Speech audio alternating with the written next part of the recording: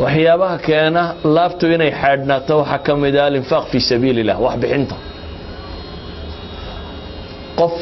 kasta aad u caraysnayd haduu 2-3 jeer wax ku siiyo war khayr Allah siiyo kaas waa nin ragaad oo doonta iskada socanka ma tu 2-3 jeer wax ku dhiiba adigoo aadafka ugu buurayay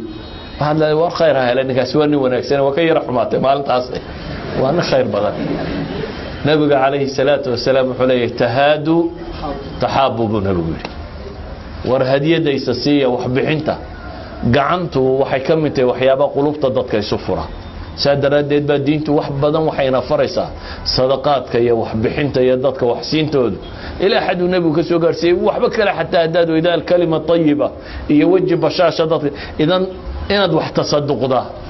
oo wax la baxda waxay keensataa inay dadka qulubtooda isu furto ولذلك با إلهي مركو زكبت المامي وحلا يدي صدقة تطهرهم وتزكيهم تطهر القلوب من الذنوب وحي كالطهير يسا قلوبتا حاسد نمدي حقدي يغلقي وحندتكو يسوهي ايا فايد ما يسمركو مجتمع تكافل يشاو حساسيو ايو صاقب ايو صاقرة ايها الأحبة عموما ندي وكا قرآنكو ينوت المامي ولا تستوي الحسنة ولا السيئة ادفع بالتي هي أحسن فإذا الذي بينك وبينه عداوة كأنه ولي حميم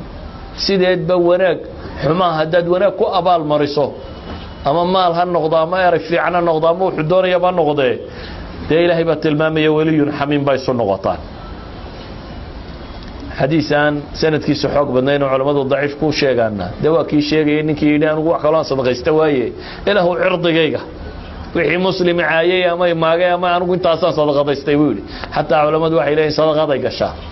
يعني المسلمين تتلاقي له وحي كي حنتي كي يرى صلداري وعبا إله وان عفيي إنا تلا هذا وتصدق على المؤمنين وذاتك المؤمنين تقعد وحكو صدقة يسانيس عباداتك اللي نفرق يبكم مدوردم مثل الصوم نبي عليه الصلاة والسلام وحط المامية صوم شهر الصبر و3 أيام من كل شهر يذهبنا وحر الصدر الوحر أو الوحرة حيوان يروني بدن بالله هذا راشين مركو قالوا wax sumeeya markii damana carabtu waxay u adeegsatay wax laaliyo waxyaabahan qalbiga sumeeya xumeeya waxa uu nabigu tilmaamay kaleey salaatu wasalaam yudhibna wahar sadr saddex maalmood oo bishii aad soontaa waxa laabta ka ololayo dhamay ka tagsiinaysa qalbiga waxyaabaha lagu nadiifsaday kamid tahay soonko la badsado waxyaabaha keensada laabtu inay fiicnaato waxa kamida de waxa dadka kala dilo dhan aynu iska deyno xanta iyo diradiralanimada iyo